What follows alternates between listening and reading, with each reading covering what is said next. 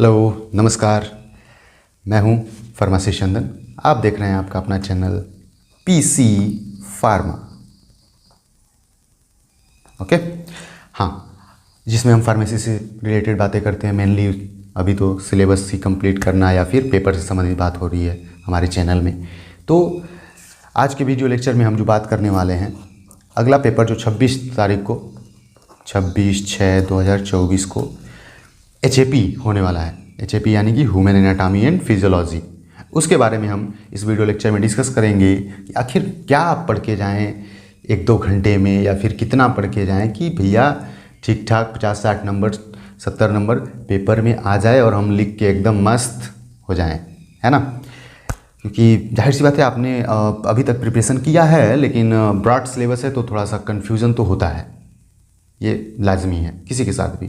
और रही बात टीचरों की, तो टीचर भाई बार बार पढ़ा रहे हैं, रिपीटेटिव प्रोसेस है उनके लिए, स्टडी करना, टीचिंग करना, तो उनके लिए थोड़ा सा बेटर है। कोई ना, हम तो कर ही लेंगे है ना।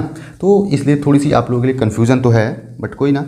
और एक बात बहुत अच्छी रिस्पांस मिली मुझे केमिस्ट्री को लेके, जो फार्मास्यूटिकल केमिस्ट्री पे मैंने 1 घंटे 14 मिनट का शायद वीडियो बनाया था। हाँ, तो वो लेट हो गया था अपलोड करने में, लेकिन उसमें जितने भी तरीके से मैंने बताया था कि ये चीज़ें, शार्ट नोट वगैरह, एग्जाम्पल हम लिख सकते हैं, डिफिनीसन, ये सब चीज़ें जो हमने एक स्ट्रेटजी सेट किया था, उसी अकॉर्डिंग पेपर भी सेट हुआ था। हम लोगों की स्ट्रेटजी के हिसाब से ही पेपर भी कहीं ना कहीं सेट हुआ था, तो बहुत हेल्पफुल था। जो भी हमारे टच में 120 लड़के हैं, स्टूडेंट हैं, उन्होंने मुझे बताया कि हाँ सर ठीक था। सब ने नहीं बताया, लेकिन 10-20 लोगों ने बताया कि हाँ सर ठीक था, आप HAP पे भी ज़रूर प्लीज़ काम करिए। तो प्रयास किया है मैंने, और इस वीडियो लेक्चर में आप डिस्कस करेंगे वो सब चीज़ें, ठीक है ना। और हाँ, बहुत लोग टाइमिंग का बहुत बोल रहे हैं कि टाइम कम पड़ जा रहा है। ऐसे कैसे भैया, जो एक टाइम सेटअप किया गया है तो वो बढ़िया सोच समझ के ही किया गया ना, कि आप इतने समय में लिख लेंगे। और जाहिर सी बात है, अगर आप नहीं लिख पा रहे हैं तो आप में कमी है, सीधी बात बोल रहा हूँ मैं। जो 5 सेक्शन ए है, सेक्शन ए, ठीक, जिसमें 7 में से 6 क्वेश्चन करना रह रहा है, 6 क्वेश्चन, इसको 15 मिनट में मिनिमम करिए। 15 मिनट, 15 जो 60 है, 4 क्वेश्चन 1 घंटे में, 1.5 घंटे में लगभग ख़त्म। समझ आ रही बात। ये चीज़ें अगर 1.5 घंटे, ये मैं मैक्सिमम बता रहा हूँ, और कम ही में कोशिश करना है आपको करने की। ओके, 30 मार्क्स हो जाएंगे आपके, फिर प्लस 3-3 नंबर के, उसको 5-5 मिनट में आपको करने हैं, ठीक है। 5-6 के 30, फिर उधर जाएगा तो लगभग, मतलब उसमें भी 5 मिनट ले रहे हैं तो 50 चला जाएगा। तो ऐसे ये मैक्सिमम की बात हो रही है, तो उसमें आप कम से कम करिए। 2-4 क्वेश्चन आप छोड़ भी देते हैं, नहीं आता है, तो ये सब चीज़ें हैं। तो प्लीज़ मैनेज करिए, ऐसा काम नहीं चलेगा भाई। हाँ, कि आप साल भर प्रैक्टिस करें और जाएँ वहाँ पे वो टाइम कम पड़ गया, ऐसे थोड़ी होता है, ऐसा नहीं चलेगा। आपको प्रैक्टिस करना है। आप पेपर से 1 दिन पहले लिख लिया करिए कि 3 घंटे में कितना लिख पा रहा हूँ, कितना पेज लिख पा रहा हूँ, ऐसे सोच सोच के ये सब चीज़ें करिए। आप सब कर सकते हैं, है ना। इंटर तक आप ही तो थे जो पास करके आए हैं प्रॉपर 70%, 80%, 85%, किसी का 60 भी है, कोई ना, होता है, ठीक है। हाँ, बट सामने जो है उस पर बेटर वर्क करिए। चलिए तो देख लेते हैं आज का क्वेश्चन पेपर पहले, उसके बाद सिलेबस के अकॉर्डिंग हम चीज़ें आपको बता देंगे कि क्या पढ़। ये वीडियो लेक्चर आप देख के इसमें क्या हेल्पफुल होगा आपको। जो प्रिपरेशन है, मैं जैसे फार्मास्यूटिकल केमिस्ट्री में भी बोल रहा था कि आपके प्रिपरेशन को मैं बूस्ट करने के लिए वीडियो बना रहा हूँ, तो सेम वही टेंडेंसी, वही स्ट्रेटजी यहाँ पे भी मैं फॉलो करूँगा कि आपकी जो प्रिपरेशन है उसमें मैं चांद लगा दूँ, समझ रहे हैं ना, बेटर कर दूँ एकदम, ठीक है, ताकि आप ज़रूर लिख के आएँ पेपर में। चलिए तो हम देखेंगे इसमें, पहले क्वेश्चन पेपर थोड़ा सा समझ लेंगे, 2-4 मिनट लगेगा, उसके बाद डायरेक्ट आते हैं अपने टॉपिक पे।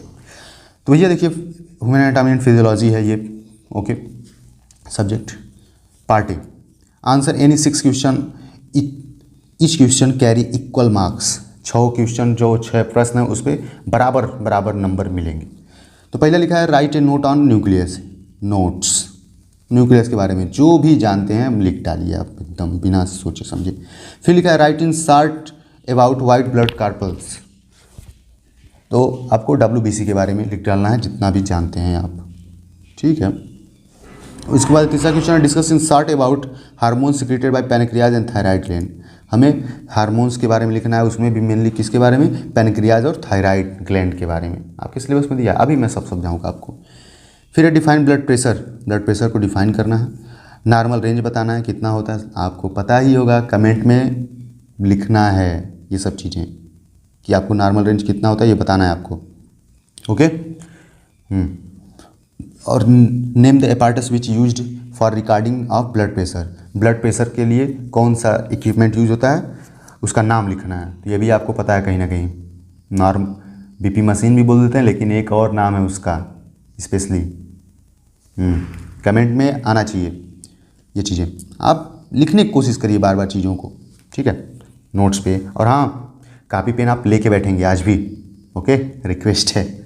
हाँ चलिए अगला क्वेश्चन देखते हैं। Right a brief note on nephron, nephron पे ब्रीफ नोट लिखिए, संक्षिप्त टिप्पणी करिए नेफ्रॉन के बारे में, ये किडनी से संबंधित है, ठीक है। Right A note on menstruation, menstruation पे नोट लिखिए, ठीक है, हो जाएगा ये भी।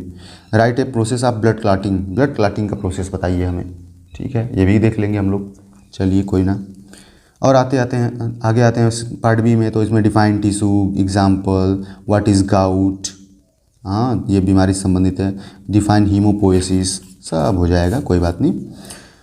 आप लोग बहुत सी चीज़ें इसमें से बोल रहा हूँ मैं, आपको माइंडसेट तुरंत होते रहा, अरे भाई ये तो आसान है, ये तो आसान है, तो आसान ही पेपर आएगा, चिंता मत करिए, बट बस क्लियर रहिए, टॉपिक क्लियर रहना चाहिए, आपका कंसेप्ट क्लियर रहना चाहिए। व्हाट इज़ मिक्सचुरेशन, ये है आपका, ये भी किडनी से संबंधित है, यूरिनरी सिस्टम से, ठीक है। फिर है right insert about heart sound, heart sound धक धक करता है, जियरा डरने लगा ओके, ये भी। पार्चुरेशन, ये है रिप्रोडक्टिव सिस्टम से संबंधित, ठीक है। फंक्शन ऑफ लीवर बताना है आपको, ठीक है। Name 3 sense organ of human body, 5 sense organ होते हैं, उसमें से 3 का नाम लिख देना है। What do you mean by lymph, lymph के बारे में बता देना है। फिर इधर फुल फॉर्म बताना है थोड़ा सा आपको, ठीक है, ANS, ECG, ESR, RBC, GIT, ठीक है। What do you know about glaucoma, सब चीज़ें, ठीक है। इधर फिर आते हैं तो इधर ये सब चीज़ें हैं, एक एक नंबर में क्या क्या है भाई, देखो। Which of the following is known as power house of cell, mitochondria, ligament joints, ये चीज़ें हैं, बोन विथ बोन, ठीक है, लिगमेंट और टेंडन होता है, ठीक है, जो मसल्स जुड़ते हैं, और बोन विथ बोन ये लिगमेंट होता है, okay. Who discovered the ABO blood group, ABO blood group, जो ABO, A, B, ये 4 जो होते हैं, उस किसने खोजा है, तो वो खोजा है भैया कार्ल लैंडस्टेनर ने खोजा है। उसके बाद है bile is stored which of the following, bile जो पित्त रस निकलता है वो किस में स्टोर होता है, वो गाल ब्लेडर में स्टोर होता है, लीवर से बन के गाल ब्लेडर में स्टोर हो जाता है। उसके बाद है which of the following secrete tears, आंसू कौन बहाता है, या आंसू किसकी वजह से निकलता है, तो लैक्रिमल ग्लैंड, अश्रु ग्रंथि की वजह से, ठीक है।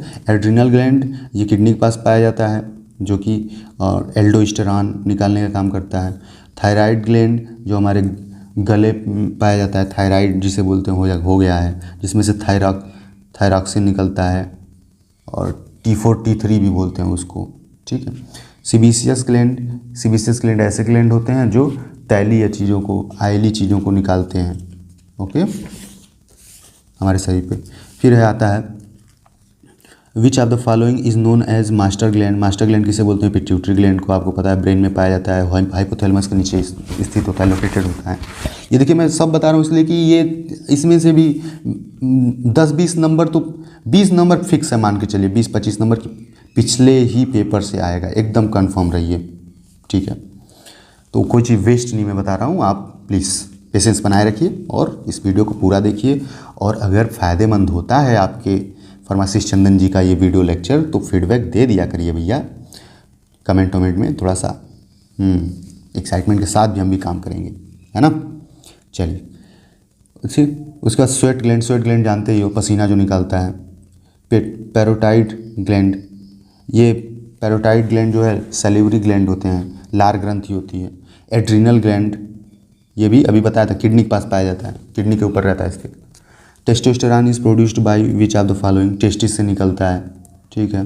ओवरी से प्रोजेस्टेरॉन वगैरह निकलता है, प्रोजेस्टेरॉन, है ना। उसके बाद पैनक्रियाज से तो इंसुलिन निकलता है, ग्लूकागॉन निकलता है, सोमेटोस्टेटिन निकलता है, थायराइड ग्लैंड से अभी बताया था, थायराइड हार्मोन निकलता है, T4 T3 ये सब। Spinal cord is related which of the following, nervous system से रिलेटेड है, यूरिनरी सिस्टम से तो है नहीं। स्पाइनल कार्ड जो है सीधे सीधे रीढ़ की हड्डी के बीच में जो पाया जाता है, तो ब्रेन से ही जुड़ा होता है, तो ब्रेन और स्पाइनल कार्ड ये सब चीज़ें नर्वस सिस्टम में आते हैं। डाइजेस्टिव सिस्टम आप समझते हो, पाचन तंत्र। ओसियस सिस्टम से मतलब है स्केलेटन सिस्टम। थोड़ी आवाज़ भारी भारी सी लग रही होगी, बट प्लीज़ मैनेज करिएगा, कंप्रोमाइज़। ओके, आगे देखते हैं। आइए, और क्या है ये, फिल इन द ब्लैंक्स दिया है। Full form of the TSH, इसको फुल फॉर्म होता है thyroid stimulating hormone. Thyroid stimulating hormone, thyroid hormone को बढ़ावा देने वाला, स्टिमुलेट करने वाला कि भाई निकल, चल, काम नहीं चलेगा बिना निकले। Human skeleton is made up of total of 206 bone, 206 bone, 206 हड्डियों से मिलकर बना है। A person having blood group AB consider as a universal recipient, recipient ये रिसीव करता है। एक्सेप्टर आप बोल सकते हैं, एक्सेप्टर, ठीक है ना। यूनिवर्सल एक्सेप्टर जो सबसे ब्लड ले सकता है, ब्लड ग्रुप A वाले से भी, B वाले से, AB वाले से भी और O वाले से भी, ठीक।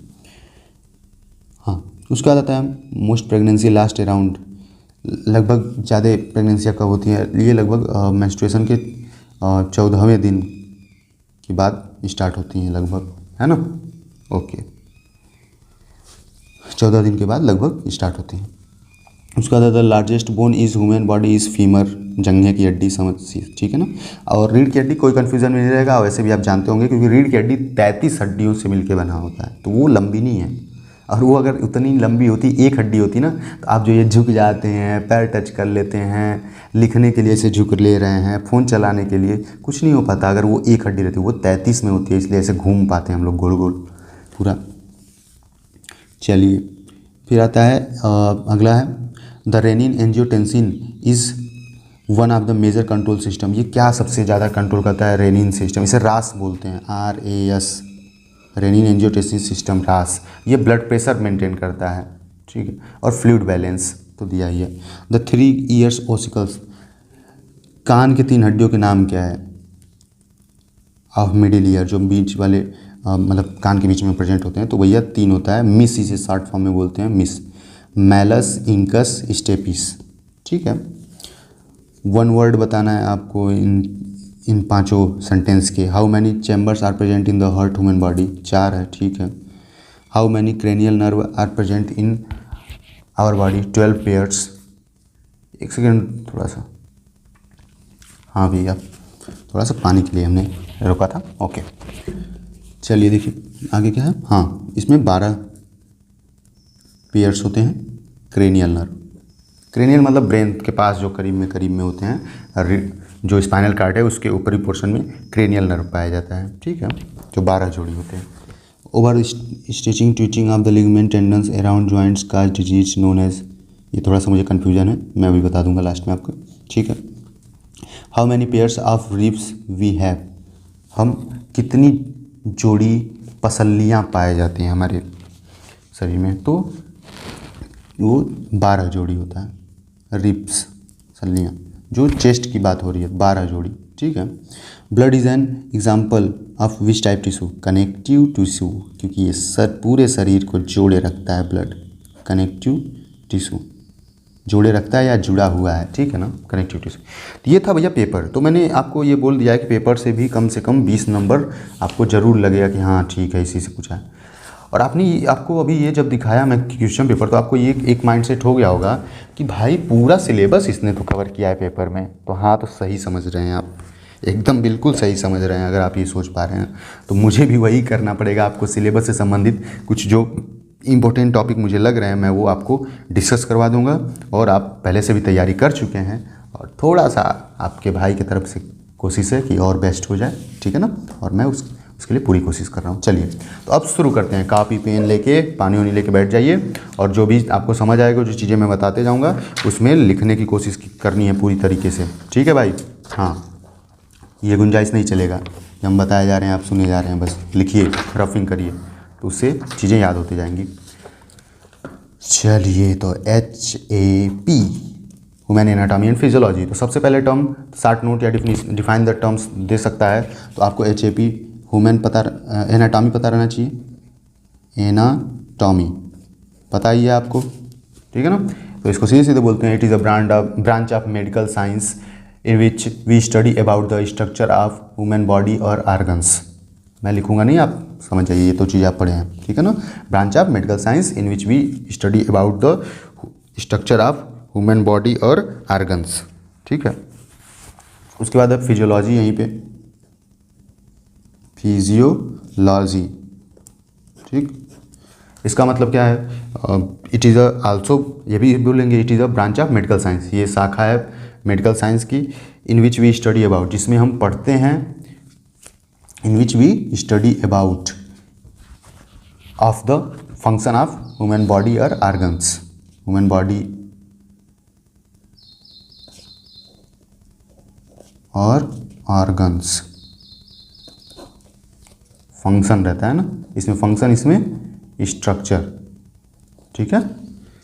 Okay, clear. हाँ, और क्या पूछा है, थोड़ा सा समझ लेंगे यहीं पे। स्कोप, स्कोप क्या है पूछ सकता है शॉर्ट नोट में। Right about the scope of anatomy in physiology, scope of anatomy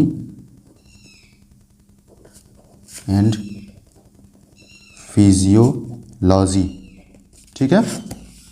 तो क्या क्या फ़ायदे हो सकते हैं भाई, एनाटॉमी हम पढ़ के, अब देखो एनाटॉमी पढ़ेंगे तो हम प्रॉपर स्ट्रक्चर के बारे में जान पाएंगे कि बॉडी की स्ट्रक्चर कैसी होती है। तो we study about the anatomy then we know properly of the body structure, ठीक है, ये पॉइंट हो गया। Physiology, we study about the physiology then we know about structure of body properly, ठीक है। फिर है तीसरा पॉइंट, अगर देखें तो सर्जरी में, after study of anatomy and physiology we perform the surgery, या we very helpful this study in surgery, okay. फिर और चौथा पॉइंट लिख सकते हैं हम, हाँ आगे, इन रिसर्च, इन रिसर्च हम जब इस शरीर के बारे में जानते रहेंगे प्रॉपर, इसकी संरचना और कार्य के बारे में, तो आगे और भी जो चीज़ें हैं, दवाइयाँ, चाहे कुछ भी, कुछ बदलाव आ रहा है शरीर में, तो उसको हम रिसर्च कर लेंगे। जैसे कि आपने सुना होगा कभी कि आने वाले समय में हमारे कान लुप्त हो जाएंगे, ऐसे सुना होगा ना ये सब चीज़ें, तो वो सब रिसर्च पोर्शन है, बॉडी के पोर्शन, ठीक है। ओके, तो ये 4 हुआ। और भी चीज़ें इन मेडिकेशन फील्ड, इन मेडिकेशन फील्ड, जब हम प्रॉपरली सब चीज़ें जानते रहेंगे तो हम दवाइयों में भी इसका यूज़ कर पाएंगे। शरीर पे ही दवाइयाँ यूज़ होती हैं, तो शरीर के बारे में अगर जानेंगे तो हम उचित तरीके से और अच्छे तरीके से दवाई के बारे में भी हम बना पाएंगे या उसमें रिसर्चेस कर पाएंगे, ठीक है। और हम बॉडी के पैरामीटर जान जाते हैं, we know body parameters, parameters क्या है, माप या एक मानक। जैसे कि आप जानते हैं कि हमारे बॉडी का टेम्परेचर कितना होता है, एकदम कमेंट में फेंक के मारिए मतलब जल्दी से लिखिए, क्या होता है 30, क्या छोड़ ही देता हूँ, आप बताएंगे और क्या, मैं ही सब बताऊँ। और जैसे बीपी का आप जानते हैं, बीपी इसका भी पैरामीटर होता है, मानक फिक्स है, हाँ कितना होता है 120/80। बट अब जो हमारी इतनी चीज़ें चेंज हो रही हैं, रूटीन वगैरह, तो अब इसी को WHO वर्ल्ड हेल्थ ऑर्गेनाइजेशन ने 140/90 कह दिया है कि अब हम लोग का ब्लड प्रेशर थोड़ा बढ़ा हुआ रह रहा है। तो बढ़ने का मतलब ये नहीं कि हम बहुत ज़्यादा ताकतवर हो गए हैं, ये कमी है, आपके हार्ट को फालतू काम करना पड़ रहा है ज़्यादा, तुम्हारी बात, हाँ हम लोग का रूटीन ये सब खराब हो गया है। तो ये सब चीज़ें देखो भैया, एनाटॉमी के और एचएपी के स्कोप हैं, एनाटॉमी के बारे में जान पाएंगे, कुल फिजियोलॉजी के बारे में, हम सर्जरी से संबंधित चीज़ें कर पाएंगे, क्योंकि शरीर के बारे में ही सर्जरी तो होती है। चीड़-फाड़ कहाँ क्या दिक्कत हुई, कौन से कोशिका को काटेंगे, कैसे हड्डी क्या बना हुआ है ना। इन रिसर्च में हम और बॉडी में क्या क्या रिसर्च कर सकते हैं, क्या क्या बदलाव हो रहा है, ये सब चीज़ें जान सकते हैं। इन मेडिकेशन फील्ड हम दवाई से संबंधित चीज़ों में कार्य और अच्छे से कर पाएंगे, क्योंकि शरीर के बारे में जानेंगे कि शरीर कैसा बना हुआ है, तो उस पर कैसी दवाइयाँ काम करेंगी, ये सब चीज़ें हम अच्छे से जान पाएंगे, है ना। वी नो बॉडी पैरामीटर्स, हम बॉडी पैरामीटर्स भी जान पाएंगे, जैसे कि कितना बीपी होता है, कितना हमारा टेम्परेचर होता है, ये सब चीज़ें। ओके।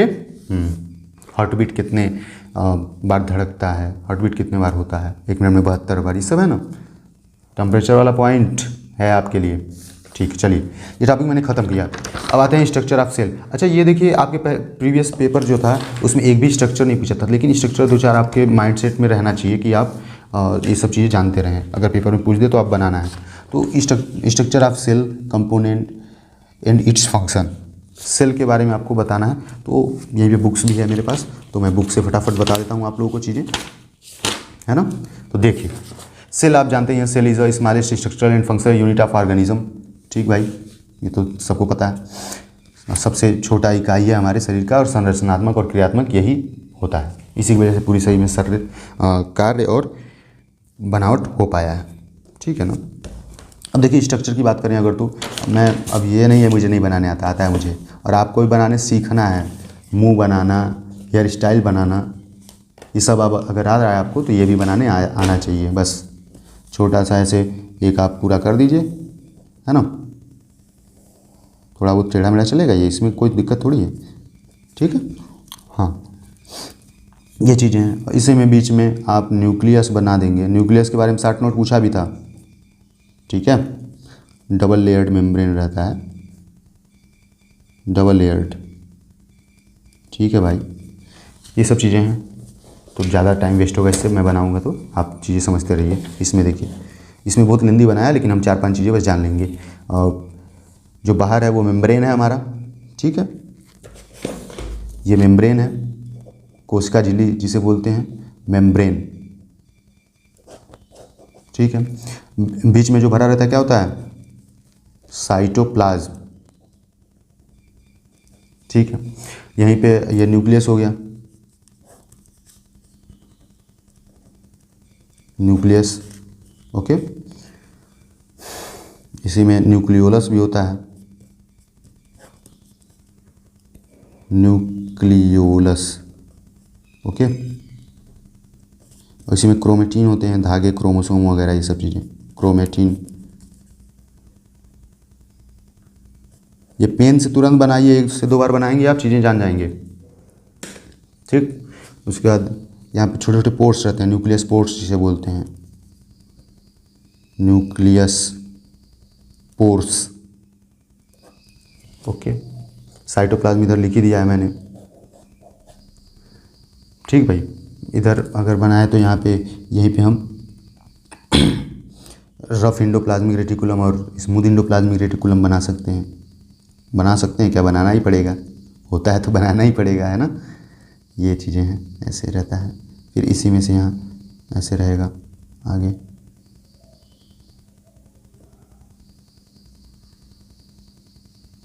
ठीक है, इसे रफ करने के लिए यहाँ पे राइबोसोम प्रेजेंट रहते हैं, तो रफ हो जाता है ये खुरदरा,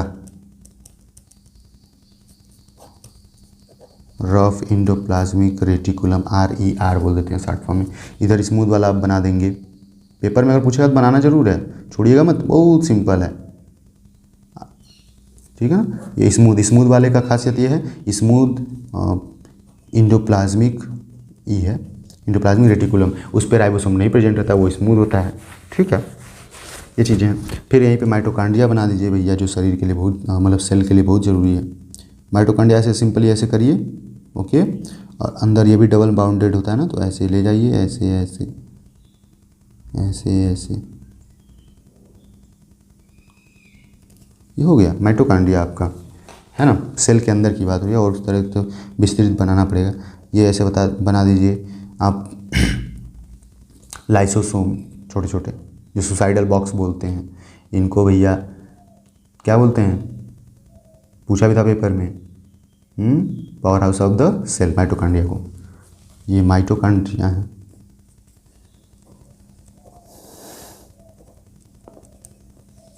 ये लाइसोसोम है। आप बना के एक बार प्रैक्टिस कर लेंगे, ठीक है। ये सब चीज़ें हैं। गॉल्गी वेस्कल्स होता है या गॉल्गी बॉडीज़ बोलते हैं, ऐसे बनाते हैं।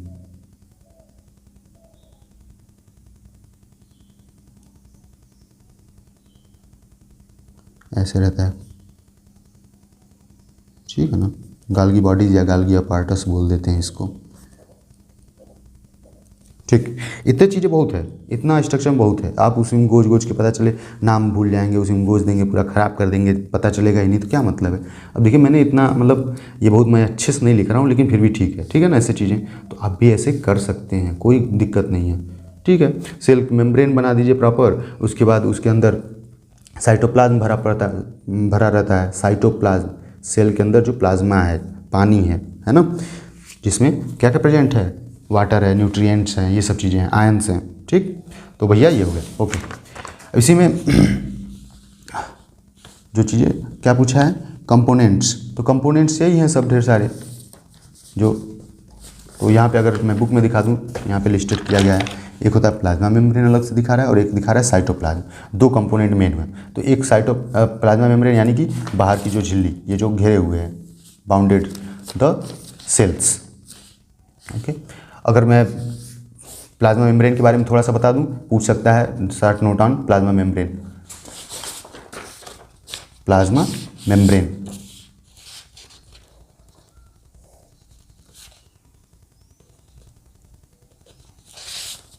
ठीक। Plasma membrane, it is a permeable membrane. जो चीज़ें मैं बोलूँ सिर्फ वो आप लिखेंगे, अगर नहीं लिख रहा हूँ। Permeable membrane, it regulate the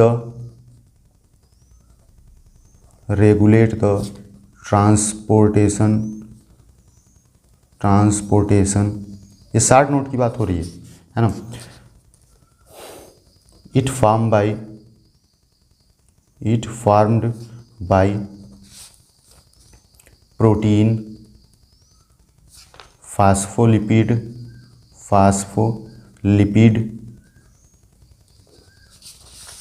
end carbohydrate और वाटर तो रहता ही है, वाटर, है ना। ये बना होता है किससे, प्रोटीन से, फास्फोलिपिड से और कार्बोहाइड्रेट। जो भी हमारे शरीर में बनेगा वो जो हम खा रहे हैं उन्हीं सब चीज़ों से तो बनेगा, और दूसरी चीज़ थोड़ी बनेगा। प्रोटीन खाते ही हैं, फास्फोलिपिड, लिपिड, तेल और चीज़ें, फैटी चीज़ें खाते ही हैं, कार्बोहाइड्रेट रोटी चावल खाते ही हैं, वाटर पीते ही हैं, है ना। तो ये सब चीज़ें हैं, ठीक है। जनरली हम ऐसी चीज़ें लिख सकते हैं, ओके। और स्ट्रक्चर अगर बनाना रहे सेल मेम्ब्रेन का, तो आप ऐसे बनाएंगे, ऐसे गोला गोला गोला गोला गोला गोला करके, मुर्गी का अंडा बोलते थे हम लोग बचपन में ना, ये चीज़ें हैं वो। अब खैर कोई ना, ऐसे ऐसे करके आपने बनाया भी होगा, बस ऐसे कर दीजिए। ये क्या है, सेल मेम्ब्रेन है हमारा। ऐसे रहता है, डबल लेयर्ड रहता है, बाई लेयर जिसे बोल सकते हैं,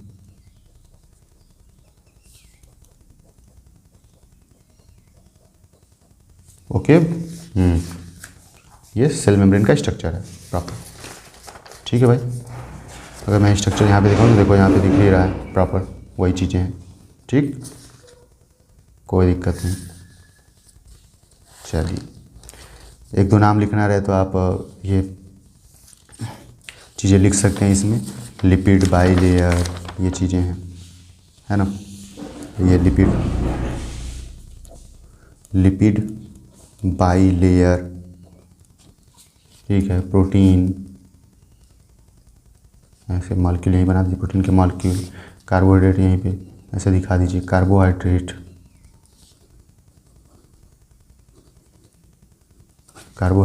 है ना। ये सब चीज़ें हैं, ओके। तो ये सेल मेम्ब्रेन के बारे में हो गया, देख लीजिए, ऐसे सिंपल है एकदम भाई। फंक्शन अगर बात करें सेल मेम्ब्रेन के, तो it protect the cellular contents, it allow the entry and removal of substance, अंदर बाहर क्या आएंगे जाएंगे ये सब इसी की वजह से पता है। It makes contact with cells other cells, ये सभी अदर सेल्स से कंटेक्ट में रहता है। हाँ, अब जो बाहर है वही तो जुड़ा हुआ रहेगा, है ना। उसके बाद ग्लाइकोप्रोटीन की इम्यूनिटी रिस्पांस, इसमें जो ग्लूकोज और प्रोटीन्स हैं ये सब चीज़ें इम्यूनिटी रिस्पांस यानी कि चीज़ों से लड़ने का भी काम करते हैं। ओके भैया, चलिए ऑर्गेनल्स ऑफ सेल, न्यूक्लियस के बारे में नोट्स भी पूछा था। तो न्यूक्लियस भी क्या है, एक डबल बाउंडेड लेयर है। ये तो आपका सेल हो गया। अब यहीं पे थोड़ा सा मैं न्यूक्लियस बना दूंगा, थोड़ा सा क्या मतलब पूरा बना देंगे, है ना। ऐसे अगर बनाए हम कुछ इस टाइप से, तो न्यूक्लियस ऐसे गोल सा दिखे थे आप सेल के अंदर था, ठीक है। इसको डबल लेयर्ड आप कर सकते हैं ऐसे।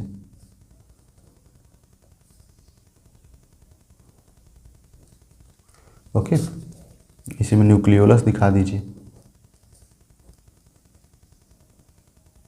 पेन से ही आप डायग्राम बनाइए, कंफ्यूज नहीं होइएगा कोई भी। पेंसिल से बना के दोहरा दीजिए अगर दिक्कत हो रही है तो। इसमें देखिए नाम न्यूक्लियस के अब लिखना है इस स्ट्रक्चर में। तो ये हो गया आउटर मेम्ब्रेन, ये हो गया इनर मेम्ब्रेन, इनर मेम्ब्रेन, ठीक है। ये न्यूक्लियोलस दिखा दीजिए, न्यूक्लियोलस, ठीक है। और क्रोमेटिन धागे रहेंगे बीच में अंदर, ये सब ऐसे ऐसे ऐसे, क्रोमेटिन, है ना। राइबोसोम प्रेजेंट रहेंगे ऐसे दानेदार, ऐसे बाहरी लेयर पे। ये पूरा अगर घिरा हुआ है ऐसे, तो इस पे राइबोसोम भी रहेंगे। अच्छा, सब तो ठीक है। न्यूक्लियस के अंदर वहाँ क्या भरा रहेगा, न्यूक्लियोप्लाज्म। सेल के अंदर साइटोप्लाज्म और न्यूक्लियस के अंदर न्यूक्लियोप्लाज्म। ओके, तो इतने ढेर सारे नाम बहुत हैं, ठीक है। चलिए, तो ये हो गया, आपने न्यूक्लियस का स्ट्रक्चर बना दिया। अब इसी को थोड़ा सा बात कर लेंगे कि अब सीधे सीधे देखो स्ट्रक्चर बना के वो इसी संबंधित लिख डालो। बोल देंगे न्यूक्लियस जो है, न्यूक्लियस इज़ अ ओवल और स्फेरिकल शेप्ड स्ट्रक्चर। ये जो है गोलाकार होता है, एक गोलाकार संरचना होता है। उसमें जो है और चीज़ें बोलेंगे कि it its structure as found in the bilayer of membrane. ये बाई लेयर ऑफ मेम्ब्रेन होता है, is known as, one is outer membrane and one is inner membrane. आप ऐसे सब लिख डालिए एकदम रफ पे फटाफट, और उसको एक बार दो बार दोहरा डालिए, या फिर वीडियो ही एक बार दो बार देख लीजिए, आपको जनरल आइडिया मिल जाएगा। ठीक है। फिर न्यूक्लियोलस के बारे में, in it nucleolus are present, it also oval shaped, chromatin are present, है ना। ये सब जनरली आप एकदम लिख डालिए। Ribosome are also present on the surface of nucleus.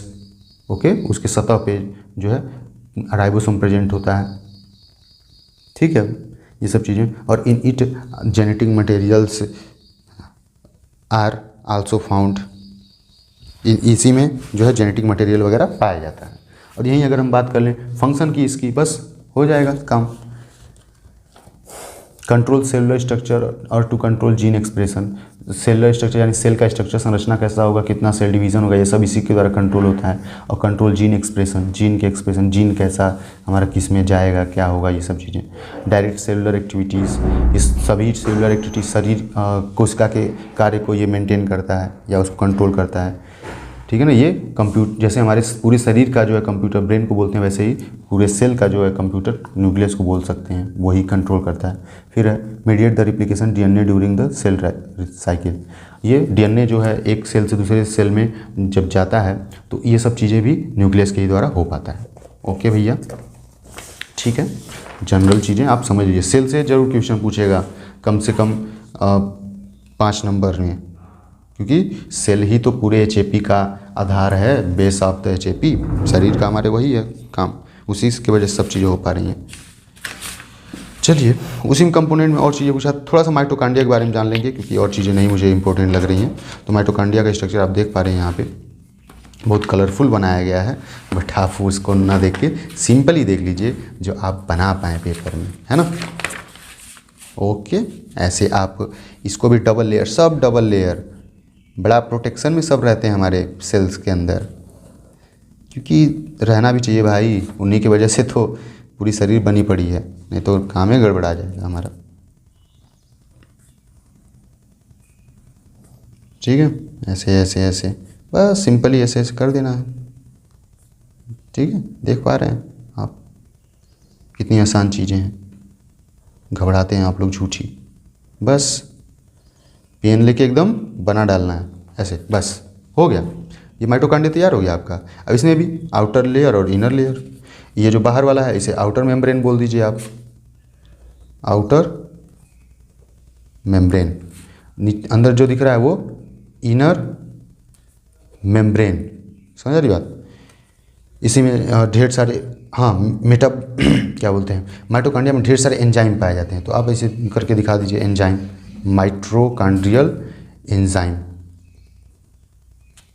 Okay, इसमें जो ग्रेन्यूल्स पाए जाएंगे, दानेदार चीज़ें, उसे ग्रेन्यूल्स बोल देंगे, GRANULES, ग्रेन्यूल्स। ठीक, उसके बाद क्रिस्टी, जो अंदर की तरफ ये आया है ना, इसी को क्रिस्टी बोलते हैं। ये उंगली के नुमा जो स्ट्रक्चर दिख रहा है इसे क्रिस्टी बोलते हैं, CRISTAE, क्रिस्टी। 4-5 नाम आप जान चुके। और जो इसमें फ्लूइड पाया जाएगा वो माइटोकॉन्ड्रियल फ्लूइड बोल दीजिए, बात खत्म। 4-5 नाम हो गया, माइटोकॉन्ड्रिया तैयार। ओके, चलिए भाई, तो बोल देंगे, अगर स्ट्रक्चर पूरा स्टार्ट करेंगे तो पहली बात बोल देंगे mitochondria is organelles of cell, ये हमारे सेल्स का उपअंग है, जो अंग पाया जाता है। उसके बाद है it is also known as power house of the cell, इसे power house of the cell बोलते हैं, क्योंकि इसी में एनर्जी बनता है, या इसी के द्वारा हमारे शरीर में पूरी चीज़ें क्रिया हो पा रही है, प्रोसेस। ठीक है, उसके बाद है इट है या it bound by the double layered, one is one outer membrane और second is one inner membrane. ठीक है, और and in a finger like shape are found is known as cristae. उसके बाद है the dotted structure are found is known as granules and also in it found mitochondrial enzyme. बस इतना बहुत है, फंक्शन बता देंगे, बस बात खत्म। माइटोकॉन्ड्रिया के फंक्शन बता देंगे थोड़ा सा, अगर यहीं पे देखा जाए तो पहली बात तो यही बता देंगे, it form the energy, function में it form the energy. Okay, ठीक है, और क्या चीज़ें हैं, हाँ इसके बाद एनर्जी है, और इट सिक्रीट मैनी एंजाइम, है ना, एंजाइम, ये सब चीज़ें आप बता देंगे माइटोकॉन्ड्रिया के बारे में। तो बस इतना बहुत है। और लाइसोसोम के बारे में अगर पूछ दे तो लाइसोसोम को भी आप लिख सकते हैं। लाइसोसोम इज अ स्फेरिकल या ओवल शेप्ड स्ट्रक्चर्ड लाइसोसोम, जो सुसाइडल बॉक्स बोलते हैं, है ना। ठीक है, और इन इट मैनी, ऐसे बस लाइसोसोम को ऐसे बना दीजिए पूरा प्रॉपर, बस, और लाइसोसोम लिख दीजिए, बात खत्म। ठीक है, उसमें अंदर फ्लूइड भरा रहेगा, ये सब चीज़ें। और एंजाइम, ढेर सारे एंजाइम पाए जाते हैं लाइसोसोम में। तो वही जब कुछ लगता है कि अनहोनी टाइप का, अनकंफर्टेबल टाइप का सेल्स में हो रहा है, तो वही चीज़ें वहाँ पे जो लाइसोसोम से एंजाइम निकलती हैं और सबको नष्ट कर देती हैं, सबको साथ में ले डूबेंगी, है ना, सबको ख़त्म। चल भैया, हो गया, बहुत हो गया, अब सहन नहीं हो रहा हमसे, ख़त्म करो सबकी चीज़ें जो चिक चिक है। ठीक है, तो ये लाइसोसोम के बारे में था, तो ये ख़त्म हुआ। टिश्यू के बारे में थोड़ा सा जान लेंगे, क्योंकि टिश्यू के बारे में पूछा भी था। तो टिश्यू आप जानते हैं, tissue is the group of cell, tissue is the group of cell, है ना। टिश्यू जो है कोशिकाओं का समूह है। ठीक है, इसमें देखो आपके बार दिया है एपिथेलियल टिश्यू, मैं छोटा छोटा जनरली बता दे रहा हूँ। Epithelial tissue, connective tissue, muscular tissue, nervous tissue, और कैरेक्टरिस्टिक, इनके कार्य क्या हैं, ये सब चीज़ें। तो एपिथेलियल टिश्यू के बारे में जान लीजिए थोड़ा सा, बस। एपिथेलियल टिश्यू जो है आप लिखते जाइए। एपिथेलियल टिश्यू जो है ये कनेक्टिव पाए जाते हैं जो आउटर सरफेस मेम्ब्रेन पे लगभग। इट फाउंड इन द या it located at the outer membrane of the mainly body portion या inner membrane of the body portion. ठीक है, ये चीज़ें इसका मेन कैरेक्टर है। और क्या इसमें बातें हो रही हैं, ये कवरिंग ऑफ द बॉडी का काम करते हैं, पूरे बॉडी में कवरिंग का काम करते हैं। ठीक है, अगर फंक्शन देखा जाए तो प्रोटेक्शन का काम करते हैं, सिक्रीशन का काम करते हैं, एब्जॉर्प्शन का काम करते हैं। जैसे कि हमारे लार कह रहे हैं, मुंह में ही है इपिथेलियल टिश्यू, अगर है ही इपिथेलियल टिश्यू पाया जाता है ना, इपिथेलियल टिश्यू, तो वहीं पे वो प्रोटेक्शन बचाने का, ताकि हर चीज़ हमारे चमड़ी में अंदर घुस ना जाए, मुंह के अंदर हम कोई भी खाते हैं तो वो बाहर अंदर चली जाती है ना, सरक के, ये सब चीज़ें। उसके बाद सिक्रीशन, वहाँ से लार सिक्रीट हो रहा है कहीं ना कहीं, है ना, सिक्रीशन। और एब्जॉर्प्शन, ये एपिथेलियल के काम है, ये ढेर सारे। ठीक भाई, करेक्टरिस्टिक अगर बात करें तो उसकी करेक्टरिस्टिक क्या है, वो कम्पैक्टली अरेंज्ड होते हैं, मतलब एकदम आपस में जुड़े होते हैं प्रॉपर, एकदम ऐसे धड़ाधड़ है ना, कम्पैक्ट एकदम प्रॉपर सब चीज़ें। ठीक है, तो वैसे उसके फंक्शन बता देंगे, ये प्रॉपर है तो फंक्शन बता दिए, प्रोटेक्शन, सिक्रीशन, एब्जॉर्प्शन। वहीं पे बात हो रही है कनेक्टिव टिश्यू। कनेक्टिव टिश्यू ऐसी टिश्यू होते हैं जो आपस में कहीं ना कहीं कनेक्टेड रहते हैं, या फिर पूरे बॉडी को कनेक्ट करने का काम करते हैं। तो कनेक्टिव टिश्यू में दो ही चीज़ें आती हैं। Connective tissue are those type tissue which are form by the cells, सब बोलेंगे सेल से ही बना है कनेक्टिव टिश्यू, है ना, which connect the all body organs together, सभी ऑर्गन्स को जोड़ने का काम करते हैं। और इसमें एग्जांपल अगर बोल दें तो ब्लड है एंड बोन्स, ये कनेक्टिव टिश्यू में आते हैं।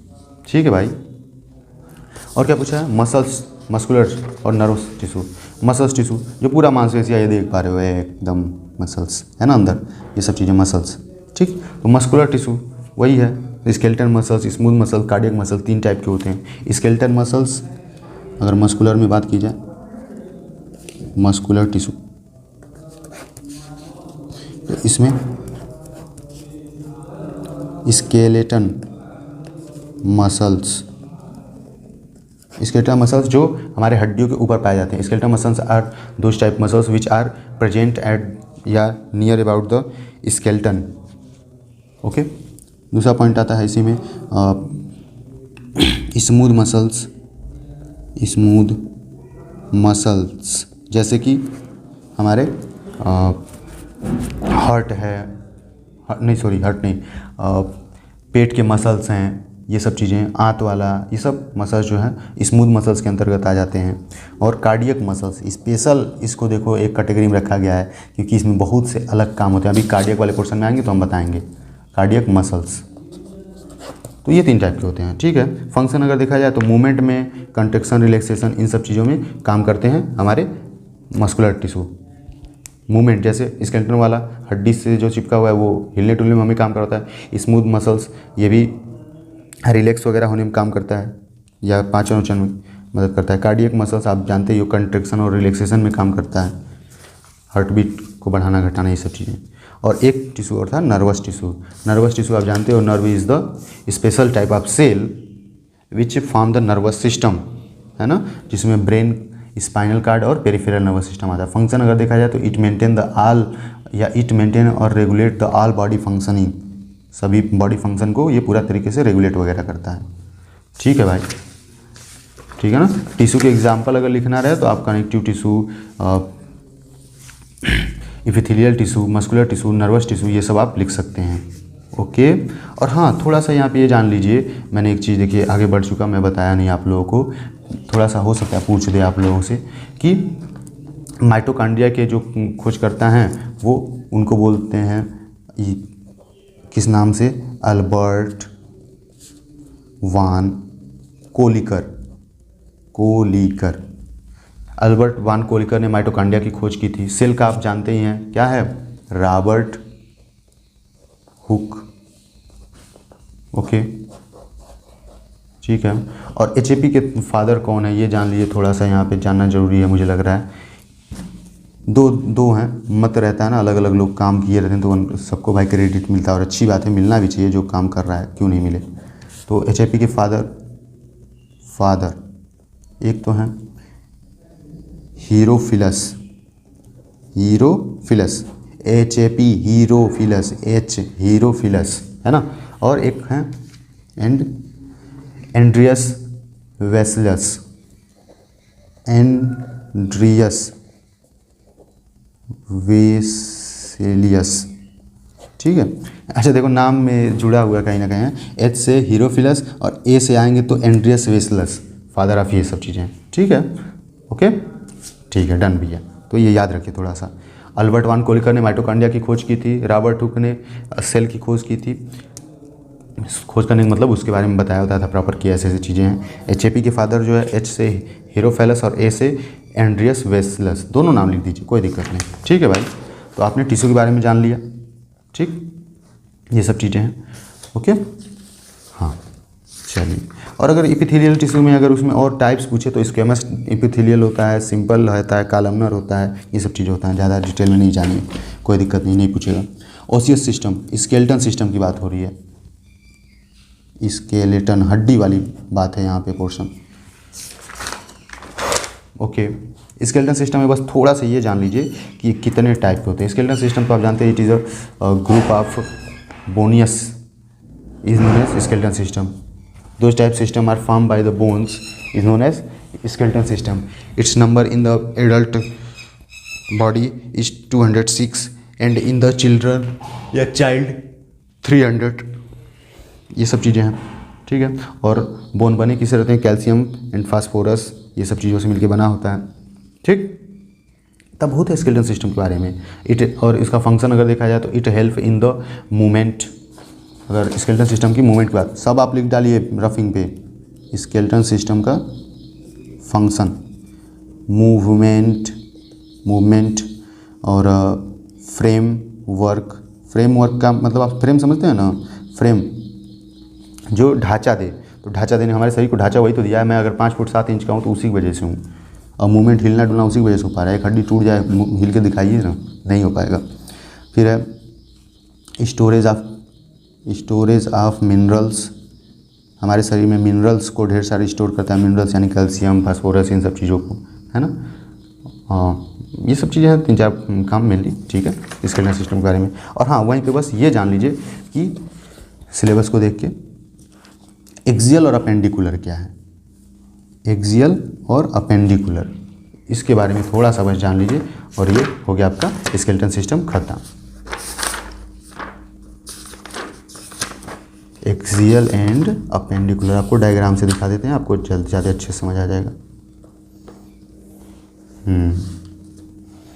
एक्सियल का मतलब होता है एक्सिस पे, बीच में, अक्ष में, है ना। तो ये सब एक्सियल आ जाता है, जैसे कि स्कल आता है और रिब केज और वर्टिब्रल कॉलम, ये पूरे आते हैं आपके एक्सियल में। एक्सियल बोन 80 होते हैं, देख पा रहे हैं आप। तो एक्सियल बोन के बारे में अगर शार्ट नोट लिखने को आ जाए तो axial bone are located at the centre of the body, in its number is 80 होता है। इन इट इंक्लूडेड, इसमें संबंधित है स्कल, और उसमें फेस बोन भी आ जाते हैं, और उसी में फिर आ जाएगा आगे अब, है ना, सीधे आप बोलेंगे skull, rib cage and vertebral column, it's all is included in the axial system या axial skeleton, sorry axial skeleton, ठीक है भाई। तो ये चीज़ें हैं आप देख पा रहे हैं, है ना। ओके 80 बोन होते हैं और उसमें ये सब चीज़ आते हैं। स्कल में होता है क्रेनियम वगैरह, फ्रंटल बोन, पेरिटल बोन, ये सब चीज़ आप पढ़े हैं, ठीक है। एक बार दोहरा लीजिएगा, आपको दिख भी रहा है, एक बार देख लीजिए, है ना। एक्सियल में ही ये सब चीज़ें भी आ जाते हैं। हाइड बोन, ऑडिटरी ओसिकल्स, कान की, जो कान की 3 हड्डी एक तरफ, मिस जिसे बोलते हैं, मैलस, इंकस, स्टेपिस, तो दोनों तरफ रहेगा तो 6 हो जाएगा। वर्टिब्रल कॉलम जो है ये होते हैं 7 सर्विकल वर्टिब्राई, 12 थोरैसिक, 12 यानी कि चेस्ट वाला पोर्शन, फिर उसके नीचे ल्यूम्बर आता है, फिर स्कैरल आता है 5, यहाँ पे देखिए नंबर मिसिंग है, स्कैरल 5 वो भी रहता है, ठीक है। ये सब चीज़ें ओके। थोरैसिक में एक स्ट्रेनम होता है और 24 रिब्स होते हैं, 12 पेयर, ऐसे दोनों तरफ से ऐसे गोल से घेरे हुए हैं ना। चलिए अब अपेंडिकुलर के बारे में जान लेंगे। देखिए अपेंडिकुलर स्केलेटन सिस्टम लिखा है। अपेंडिकुलर क्या है भाई? अपेंडिकुलर, अब देखिए आपने देखा कि यहाँ पे ये स्कल, ये रीढ़ की हड्डी और ये पूरा छाती वाला, ये आ गया एक्सिस में, एक्सियल में। तो अब जो बचा वही तो अपेंडिकुलर है, जो बाहर जो लटका हुआ है वो सब अपेंडिकुलर में आ जाता है, यानी कि और उसमें भी दो पोर्शन हो जाते हैं, अपर लिम्ब और लोअर लिम्ब। जैसे यहाँ पे देख पा रहे हैं आप डायग्राम, तो ये अपर लिम्ब है, अपर लिम्ब हाथ वाला पोर्शन अपर लिम्ब, और जो नीचे है इसे लोअर लिम्ब बोल देते हैं हम। ठीक, यहाँ पे लिखा भी है, देख सकते हैं आप। देखिए, और देखिए 80 उसमें था तो 206 हड्डी होती है। 80 किस में था? एक्सियल में, 80 बोन्स, 80 बोन्स, तो प्लस 126 बोन्स हो जाएगा 206। तो 126 जो बचा है वो किस में पाया जाएगा? ये पाया जाएगा एपेंडिकुलर में, ये एक्सियल बोन में, एक्सियल स्केलेटन में, और ये हो गया एपेंडिकुलर स्केलेटन। और एपेंडिकुलर दो पार्ट में बटे हुए हैं, कितने कौन कौन से? Upper limb and second is one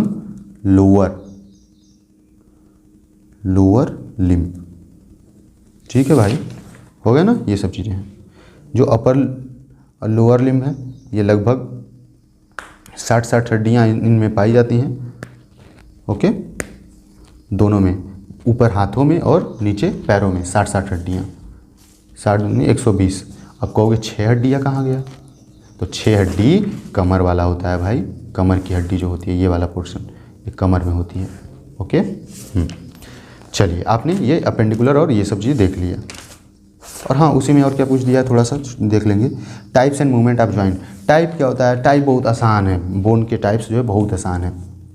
5 type के होते हैं। लॉन्ग बोन जैसे फीमर, जंघे की हड्डी, ये सब लॉन्ग बोन में आते हैं। शार्ट बोन, ये सब छोटे छोटे जो हड्डी होते हैं, जैसे टार्सल, मेटाटार्सल, जो हमारे ये कलाई होते हैं ना, कलाई जो मूवमेंट कर पा रहा है, यहाँ पे ढेर सारे हड्डियाँ पाई जाती हैं, है ना, उसी को छोटे शार्ट बोन बोल देते हैं। और फ्लैट बोन, चपटी हड्डी, जो चपटी हो, तो स्केपुला, जो आप ऐसे देख पाएंगे, अगर दिखा दूँ मैं, ये जो स्केपुला है ना, ये फ्लैट बोन में आता है।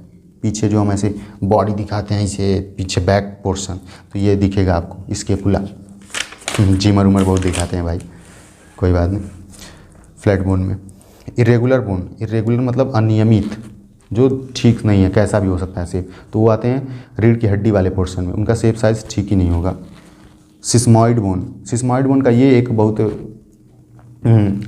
खासियत है सिस्मॉइड बोन का, ये बाद में बचपन पैदा होने के बाद डेवलप होते हैं। सिस्मॉइड बोन जो हमारे मेनली घुटने पे पाए जाते हैं, घुटने में जो नी कैप बोलते हैं, घुटने की कटोरी बोलते हैं, उसी को नी कैप या सिस्मॉइड बोन आप बोल सकते हैं। देखिए यहाँ पे एग्जांपल दे दिया है, लॉन्ग बोन में ह्यूमरस दे दिया हाथ का, फ्लैट बोन में दे दिया है स्ट्रेनम, जो हमारे छाती के बीच में पाई जाती है, चेस्ट के, ठीक है ना।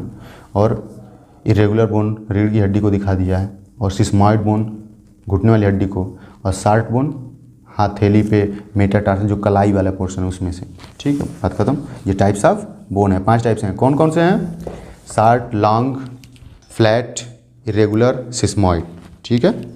मूवमेंट की अगर हम बात करें, अगर आपके थोड़ा सा सिलेबस में ये भी दिया है, तो यहाँ से मूवमेंट ऑफ जॉइंट्स, ये भी 3-4 टाइप के होते हैं। फ्रीली मूवेबल, इमूवेबल, है ना, छोड़िए वो सब।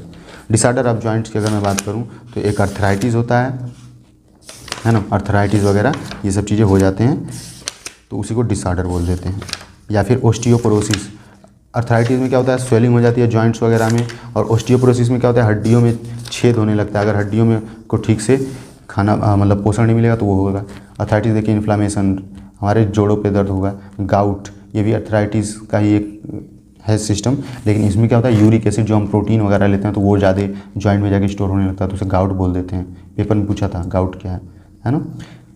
उसके बाद ओस्टियोआर्थराइटिस, हड्डी में सूजन वगैरह ये सब चाहिए, या फिर उसका क्षरण होने लगे, हड्डियाँ कमज़ोर होने लगे, तो उसे बोल देते हैं। ठीक है। Rheumatoid arthritis auto immune disorder है, रूमेटाइड अर्थराइटिस, जो अपने इम्यून सिस्टम की वजह से ही हमारे जोड़ों में दर्द होने लगे, सूजन होने लगे, ये सब चीज़ें। Gouty arthritis, acid, uric acid के क्रिस्टल अगर हड्डियों के पास इकट्ठा होने लगे तो उसे गाउटी अर्थराइटिस बोलते हैं। और ओस्टियोपोरोसिस, ओस्टियोपोरोसिस ये क्या है? ओस्टियोपोरोसिस में होता क्या है? यहाँ पे ओस्टियो मतलब हड्डी और पोरोसिस मतलब छिद्र, हड्डियों में छेद होने लगते हैं, क्योंकि उनको न्यूट्रिशन प्रॉपर मिलता नहीं है भाई। ठीक है। आगे की और चीज़ें अब एकदम मैं आगे अब जो बताऊंगा, यहाँ तक देखो थोड़ा सा मैं जनरली ज़्यादा टच किया हूँ, लेकिन आगे जो है ये मैं अब एकदम शॉर्ट में बताने वाला हूँ और जो मुझे इंपॉर्टेंट लगेगा अब भाई, ठीक है। तो ये लेक्चर वीडियो मैं कहता हूँ कि एक पार्ट ये देख लीजिए, एक पार्ट और देख लीजिए, 1-2 घंटे बाद अपलोड हो जाएगा, है ना। तो ठीक है, इतना इम्पोर्टेंट इसके लिए ठीक है। इसमें देखिए जो नाम वगैरह है प्रॉपर याद रखिए आप, जो अभी मैंने बताया रफ कॉपी में जो लिखे हैं उसको नाम को याद रखिए, ठीक है। ओके, मिलते हैं नेक्स्ट वीडियो लेक्चर में। Okay, bye bye, take care. चलिए भैया, बेस्ट ऑफ लक और पढ़ते रहिए, लिख लिख के पढ़िएगा। ओके, मिलते हैं नेक्स्ट लेक्चर में, बाय बाय।